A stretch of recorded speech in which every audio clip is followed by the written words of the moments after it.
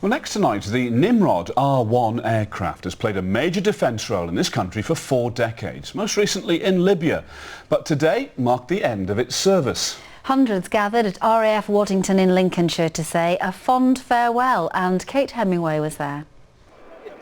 A final fly past for the Nimrod R1 as the remaining aircraft based at RAF Waddington were retired and taken out of service.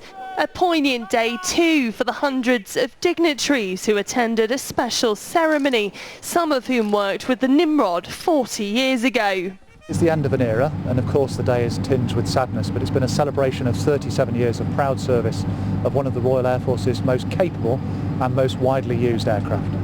I came from Vulcans, and to get into a Nimrod and be able to get out of the seat and go back and have a shave or have your lunch sitting down was quite a treat from being strapped into the front of a Vulcan. Well, the equipment on board this aircraft has been used by the crews to provide surveillance right across the world in operations, most recently in Libya, but also in Afghanistan and Iraq. It's certainly not past its sell-by date. It's still very, very capable and perfectly safe. There's no denying, you look at the state of the instrumentation on here, it's not quite as cutting edge to look at as some of the modern airliners. However, it still does exactly what it's required to do. The decision to retire the Nimrod was actually made back in 2007, as it was felt that it's now reached the end of its lifespan. It'll now be partly replaced with a more modern equivalent, which the Americans call the rivet joint. It's been a familiar sight above the skies of Lincolnshire for almost 40 years, but today the Nimrod R1 spy plane has landed at RAF Waddington for the final time. It's reached the end of its working life, but some critics fear that the lack of a replacement will leave a hole in the RAF's capability. Philip Norton has the story. A final fly past for an iconic aircraft and a farewell to Waddington, its home. Touch of sadness, but a sense of great pride. The Nimrod has been a fantastic service to the Royal Air Force and Royal Air Force Waddington since 1995, and it's a very fitting way to say farewell. To the last R1 fly in Royal Air Force hands is very sad. Did quite a few hours in this thing and enjoyed it all. Really sad. It's been a good workhorse, it really has.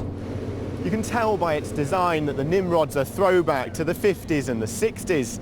It was actually based on the first commercial jet airliner, the de Havilland Comet. And since it was introduced by the RAF in 1974, it's been involved in every conflict. This one has just returned back from Libya.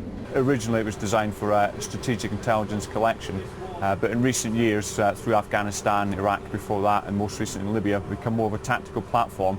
We've been delivering that complete intelligence picture to the land commanders in near real time and helping them make their battlefield decisions. The Nimrod R1 had a very different role to the MR2 version, which ended service last year. They were supposed to be replaced by the new Nimrod, but they were controversially scrapped in government cutbacks while they were still being built. The lack of replacement for the R1 has led to concerns there's now a gap in the RAF's capabilities. The fact is that this capability we had with the Nimrod is totally irreplaceable in one sense, and we've got a shortage now. Today the Chief of the Air Staff was staying positive.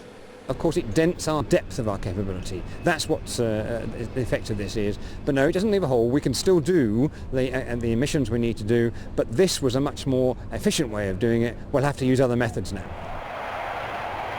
After 37 years of service, this is the last time the Nimrod will take to the skies for the RAF.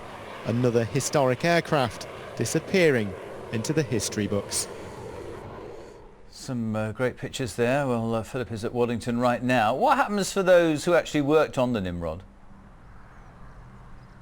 Well, Peter, work's already underway on a replacement for the Nimrod that we've seen retired today. It's called the Boeing rivet joint aircraft. It's currently only on service in America, but already many crew members of 51 Squadron are over in the States working on board the aircraft, learning how to operate it, co-manning flights with their US Air Force counterparts. But it won't be until 2014 that the rivet joint aircraft will be flying in and out of Waddington on RAF duties. But I do know that there are many people leaving Waddington Waddington tonight, knowing that their days of working on the Nimrod are over, tinged with sadness. It really is for them the end of an era.